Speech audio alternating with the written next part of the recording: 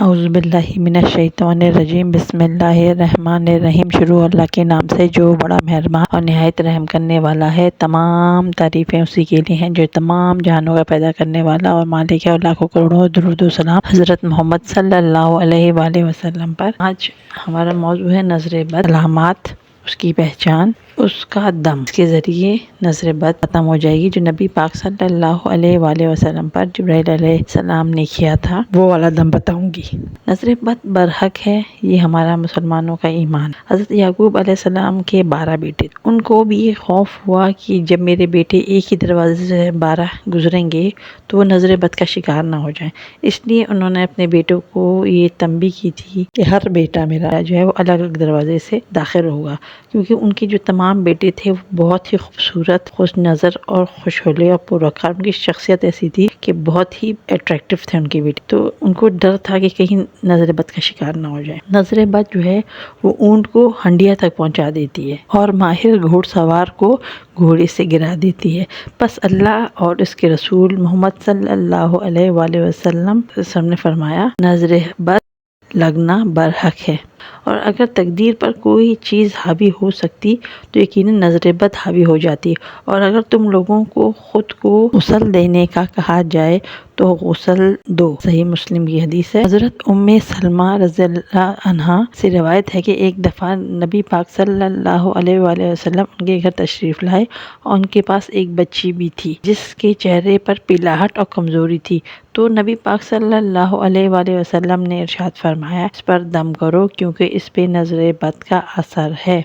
صحیح بخاری۔ کی نظر لگتی ہے وہ حاسد ہوتا ہے، لیکن ہر حاسد کی نظر نہیں لگتی، اس لیے جب حاسد حسد کرتے ہیں تو ہمیں ان کے شر سے اللہ کی پناہ مانگنی چاہیے۔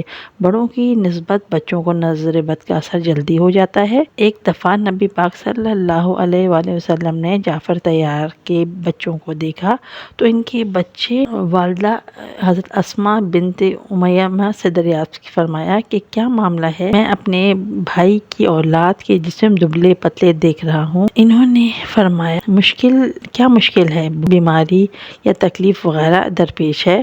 اسماء بنت امیس نے فرمایا جی نہیں، لیکن انہیں بہت جلد نظر لگ جاتی ہے۔ تو نبی پاک صلی اللہ علیہ وآلہ وسلم نے فرمایا اسماء کی اس بات کی تائید فرماتے ہوئے ارشاد فرمایا ان پر دم کرو۔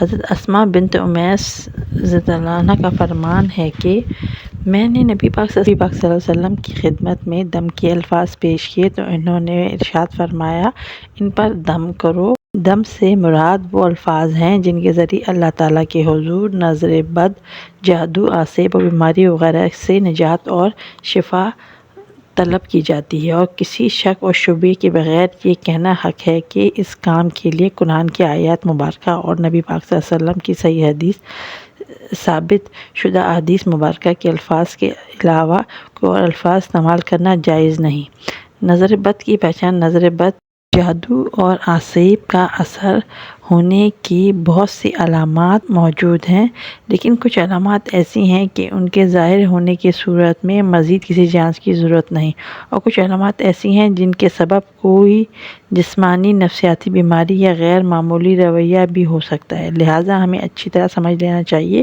کہ جسمانی مشکلات سے پہلے ضروری ہے کہ جسمانی طور پر اس کا طبی معائنہ بھی کرایا جائے، کسی صحیح مسند نفسیاتی طبیب سے اس کا معائنہ کرایا جائے کہ اگر بیماری ہے تو اس کی تشخیص کی جائے اور اس کا مکمل علاج کیا جائے، ٹھیک ہے۔ اور اگر ڈاکٹر کے پاس لے جانے کے باوجود، طبی معائنے کے باوجود کسی بھی بیماری کی تشخیص نہیں ہوتی اور معلوم نہیں چلتا تو اس کا مطلب یہ کہ پھر یہ نظر بد ہے۔ نظر بد، جادو وغیرہ کے اثرات انداز ہونے کا معلوم کرنا ہو تو بہترین تجربات سے ثابت شدہ طریقہ یہ ہے کہ جس شخص کے بارے میں ایسا کوئی شک ہو کہ اس شخص پر قرآن آیات کی تلاوت کی جائے، اور ان آیات کی تلاوت اللہ تعالیٰ کی مشیت سے علاج کی تاثیر رکھنے والی ہوتی ہے، تو مریض فوراً ہی درج ذیل علامات ظاہر ہونا شروع ہو جاتی ہیں۔ نمبر 1، چہرے پر پیلاہٹ ظاہر ہونا۔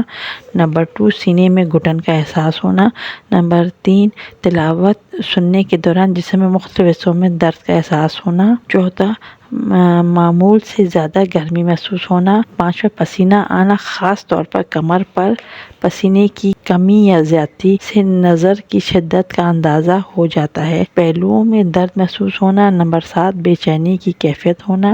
نمبر 8 اب کے بغیر ہونے کسی کیفیت کے بغیر آنسو کا جاری ہو جانا، رویا بھی نہیں انسان اور آنسو بھی آنکھوں سے جاری ہو جائیں تو یہ بھی نظر بد کی علامت ہے۔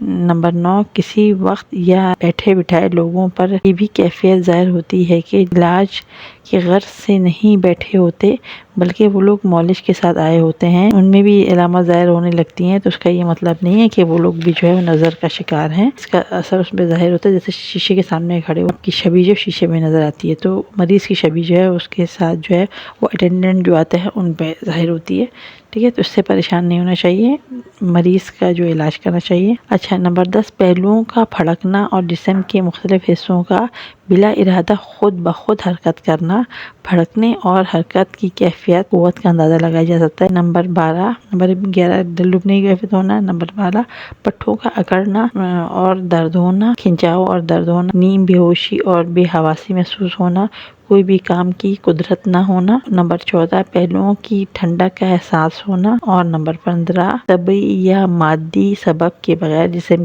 پر پیلاہٹ اور سبزی مائل دھبوں کا ظاہر ہونا۔ علاج، اس کا علاج یہ کہ نظر بد دم جبرائیل علیہ السلام نے نبی پاک صلی اللہ علیہ وآلہ وسلم پر کیا تھا، اور وہ دم یہ ہے: بسم اللہ ارقیک واللہ یشفیک من کل داء فیک من شر النفاثات فی العقد ومن شر حاسد اذا حسد۔